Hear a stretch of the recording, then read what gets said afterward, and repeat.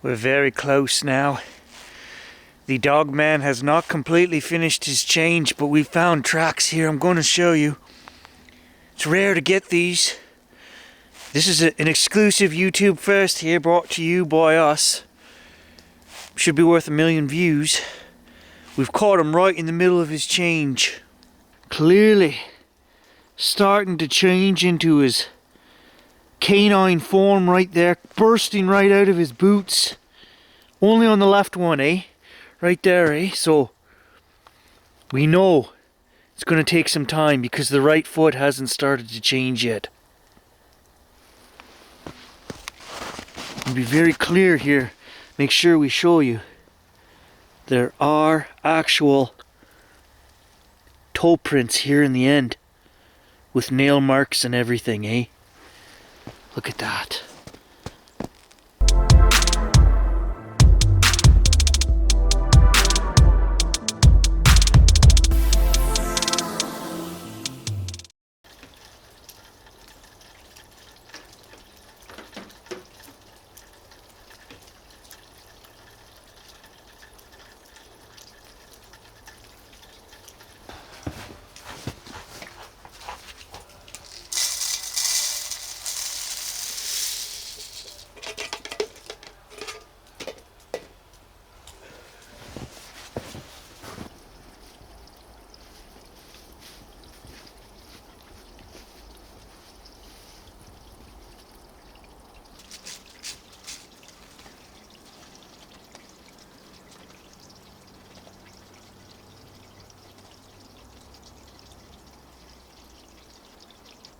Good morning, guys. Out in the swamp. Plus 8 degrees today. Rain. Warm temperatures all week. We're gonna lose this snow. And I spent half a day yesterday getting the snow machine ready, so strange times. 2021. Here we are, mid-December, and we don't have a tenth of the normal amount of snow we have, and the little bit that we do have, we're about to lose.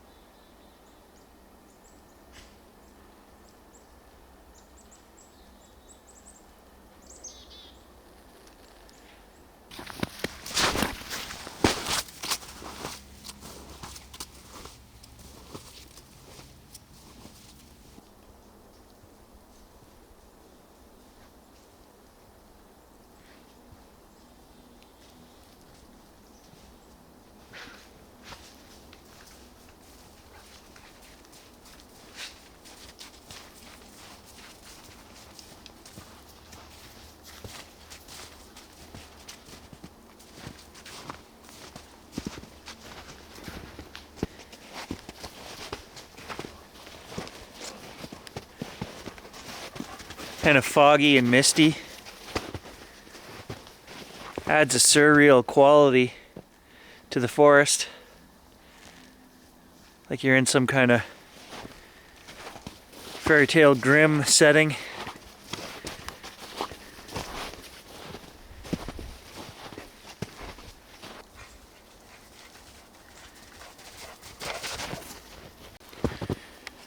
It's hard enough to stay engaged this time of year without Mother Nature jerking you around, you know. We're in that in-between phase where you can't really go sledding, you can't go ice fishing. The photography is dark and gloomy and poor. It's hard to stay motivated to get out and enjoy.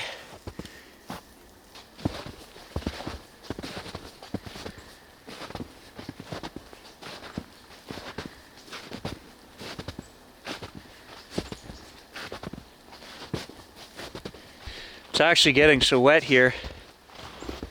I may have to turn around and go back because the camcorder is not going to do well in the rain. It's not like the the 360 or the GoPro or something that we can take out in any weather.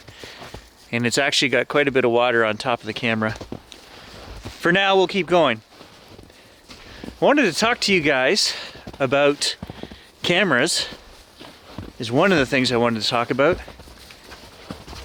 I mentioned before I'm thinking about getting the new Sony a7 IV. Well, I've been doing a lot of research. I've been kind of flip-flopping back and forth. And I don't know that I can pull the trigger on that camera. And there's one reason why I can't do it, and that's price. So for all of you guys that know photography stuff, we know it's not a cheap hobby to begin with. But I just feel that things have gotten so unreal. It's like we're living in the Matrix. We've skipped dimensions here. I paid $2,000 last January for a new graphics card. Before that, the highest end, best of the best that I had ever bought was $680. And that was very high end. That was the Gary has gone crazy on this purchase. And then last year, $2,000. Well, the same thing seems to be happening. I mean, cameras have been at an all-time high for a few years, but this a7 IV, which is marketed as Sony's most basic mirrorless camera, $3,200 plus tax. I'm just like, I don't know what to do with that. I already have an a7R III and I already have an a6600, both of which work, still do all of the things they need to do. The reason I want to upgrade the a7R III is not a quality issue, it's I dropped it and I damaged the rear screen over a year ago, so I've been using it without full functionality. The other option is that Gary drops another $500 or $600 and sends that camera into Sony and gets it repaired. And I just can't bite the bullet on doing that either because I've already spent $200 on that camera. You know, I'm kind of in disbelief the state that we're in for electronics and things. And the fact that people keep buying these things at these prices is blowing me away. We're never going to get realistic, normal prices again. $3,000 for the base camera. Who can afford that? I mean, people who aren't running YouTube channels and doing weddings and all of the professional photography stuff. What are these guys buying for cameras? I guess they're just using their phones. I guess I've just hit on the reason why. What's going on is 95% of you guys are just using your phones. And us idiots that were raised to use a lens and pay for the top quality, we're really paying for it now. And I don't think this guy's willing to pay anymore. And do you guys know how long it would take to pay off a $3,000 purchase? With the money I make on this channel? And I don't take the whole money from a month and say, oh, the camera just made $1,200 or $800. No, because if I'm metal detecting, then I say, you know, if we made $100 from the metal detecting videos, I say the metal detectors made that $100. That's how we justify the new metal detecting equipment, right?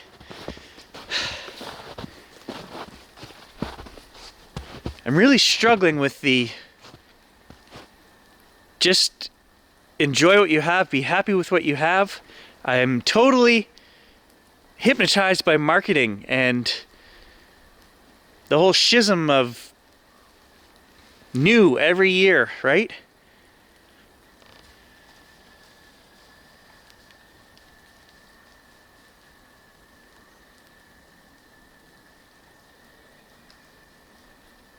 It's not like there's a treatment for this. It's not like I can sit down and meditate and convince myself that I don't need anything new, because trust me, I try. I go through cycles.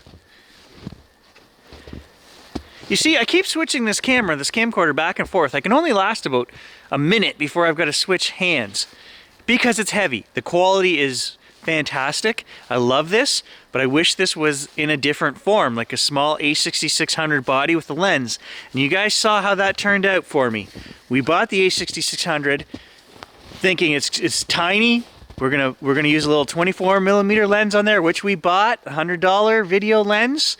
And the thing is so jerky all over the place. I think we did 3 videos with it. It's unusable.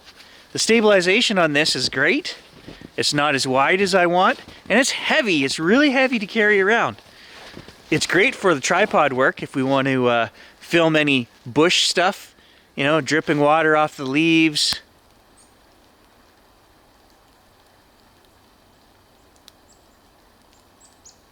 But to carry this thing around and vlog for you guys, I've got one arm that looks like Arnie's arm. Just the right one. The left one is still kind of weak. See, look. A little weak. Whew, check out that right one though. Arnie would be proud of that baby. That's from vlogging for you guys for the last 9 months with this AX700 camcorder. So we're supposed to do smoker slash barbecue slash fire today at Tom's, but it's raining. I don't think anybody wants to go out and sit in this all day. We'll see. I know Tom and I are always up for a beer and a rib fest, but yeah, I guess I just have to slow my roll and really think about, you know, maybe there's better things to spend my money on instead of new gear every year. This camera is new, you know, I mean, we just bought this in January. The AX53, we used that for 2.5 years before we bought this one. And I have to say, I was happy with the AX53 in most regards, but there never seems to be the perfect camera. The AX53, the audio on it is terrible. I don't know if I just got a bad camcorder, because I've had 8 or 9 Sony camcorders over the years, and none of them have had that issue that it has, where I have to use an external mic and point it forward when I'm in front of the camera, backwards when I'm behind the camera, or you guys literally can't hear me. If I turn the camera around, you don't hear me on the AX53. The 4K footage off of it it's okay. I thought it was pretty good until we got this camera. Then I realized what good 4K footage looks like. This camera is at least, you know, twice as clear. The autofocus system there's no comparison. That's the other thing with the AX53 is I have to manually, if I'm talking to you guys like this, we're in autofocus right now. There is a box tracking my face, and it's working even here in the dark forest. On the AX53, I would have had to put this into manual focus mode, set it for 0.2 meters, and then I turn the camera around, start filming other things, and I forget that it's in manual focus mode, and we lose a lot of shots that way. We also lose a lot of shots with the audio because I forget to flip the mic. So after 2.5 years of that, it kind of became painful. Does that camera still work? Yeah. And where I like to take it is on night investigations, because it's half the weight of this camera. And yeah, you know what, if things are out of focus at night, it's a little creepier, right? I watch Camera Conspiracies on YouTube. He's a funny Canadian guy down in Toronto. And he basically has the same issues that I do. He can't find the perfect camera. That's what his whole channel, Camera Conspiracies, is on, right? He tests different stuff. He plays with different phones, action cameras, you name it, he tries it, tests it. Ooh, cinematic glory behind us of Gage running through the forest there. And, you know, he's come to the same conclusion that I have. There is no perfect camera. There just isn't. I have to carry, you know, either multiple bodies or multiple lenses or multiple styles, like an action camera, a camcorder, a still camera. So I've always got a bag of gear with me. And then you kind of realize that's because it's all in your head. It's all in your own head. If I think back to the first camera that I learned on, it was a film camera from 1972 that my grandfather bought, a Canon A1. And when I went to college, 20 years after the fact, after him buying this, we had to purchase an old DSLR camera and a manual lens, and that's how we were taught photography. So my grandfather said, here, take my camera. And you know what? It was good enough for many years until the era of digital came out. And then ever since digital came out, I've been upgrading constantly, nonstop for the past 20 years. I think I just have to put my foot down and say enough is enough. We have good enough equipment. And you know what? You guys have never complained. I have never had a customer, a paying wedding job. I've never had anyone complain about the quality of their photographs. Everyone has been over the moon. And some of the equipment that I have is not the best, the old stuff. Water dripping on the camera, I'm sure you heard that. We're making our way back to the house right now. I gotta stop, and I left the tripod behind for a little bit. We'll reacquire that and make our way, continue on back towards the house. Obviously Gage is on the scent trail of something here, and when we look up we see the dark blob over there. So let's zoom in 500% and see if we can make out a Sasquatch.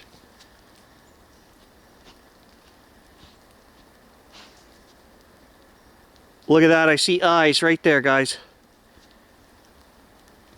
I'll have to show you on the computer. I see a set of eyes right there, you see?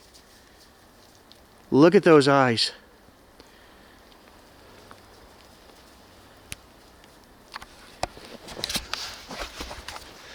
That right there is why I don't zoom in when I'm walking through the forest. Hey, Squatch, he's all around you. See that blob right there? Clearly a Sasquatch in that tree. We saw the eyes. I think I'm going to title this video Dogman and Sasquatch in the Same Forest. See how many views we can get on that. We're going to make this channel grow one way or another. Gary's going to buy himself a new A7 Mark IV with the proceeds. Thanks for tuning in. Oh, you hear that wind? It just got real creepy out here. I don't know if you, seriously, I don't know if you guys can hear that.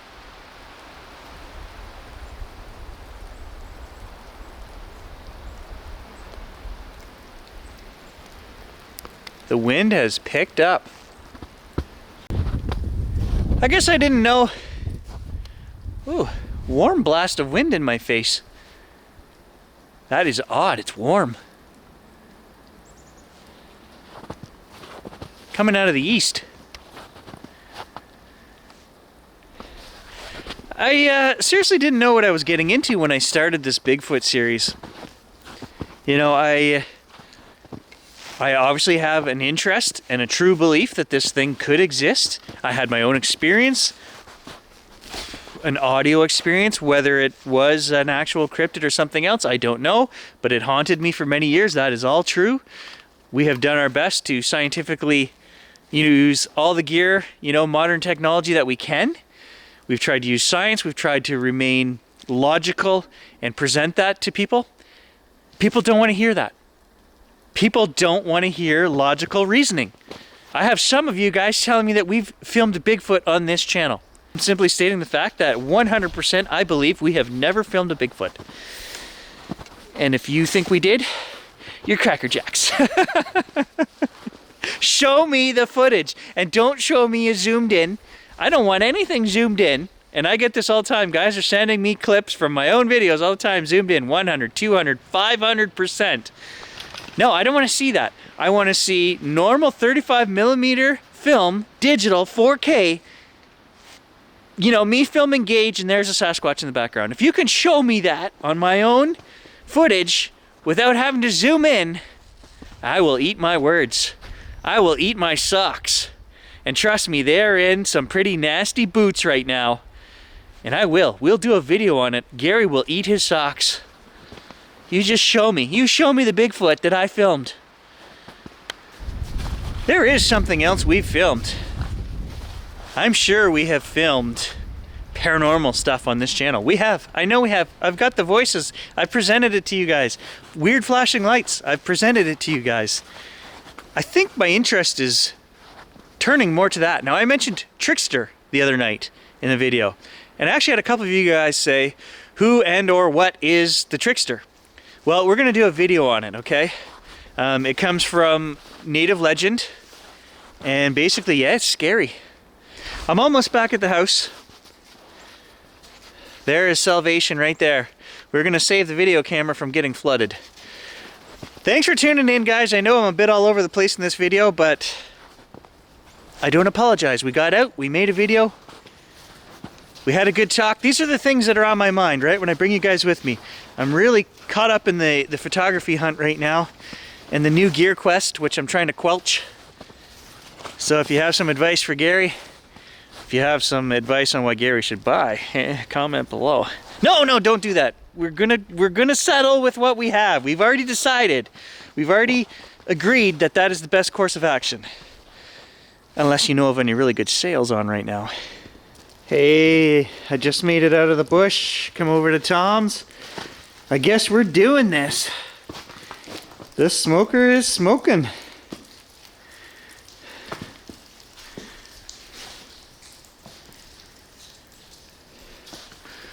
What's he got in there? Smoke. That's what we got in there.